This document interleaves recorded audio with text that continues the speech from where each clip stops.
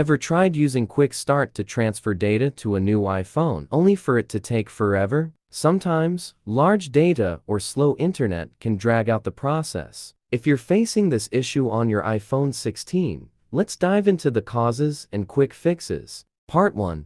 Why is my iPhone taking so long to transfer data to a new iPhone? Large data. More files mean longer transfers. Slow network and stable Wi-Fi can delay progress.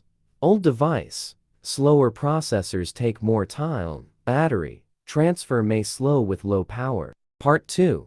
Transfer data to new iPhone 16 taking so long in 9 ways. Fix 1. Connect to a stable Wi-Fi network. Fix 2. Charge your iPhones. Fix 3. Check file size. Fix 4. Close useless apps. Fix 5. Get the two iPhones closer. Fix 6. Turn on airplane mode. Fix 7. Check storage on iPhone 16. Fix 8. Update iOS. Fix 9. Use name drop instead. Part 3. Transfer data to new iPhone 16 with MobiKin Transfer for mobile. Data transfer times can vary based on several factors, including the connection mode and the method you are using. If the migration fails, you can retry using a more reliable tool, MobiKin Transfer for mobile with USB cables. Start by downloading and launching the software on your computer.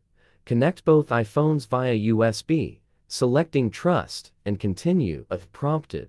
Ensure the source iPhone is on the left and the target on the right. Choose the data types to transfer, then click Start Copy to begin.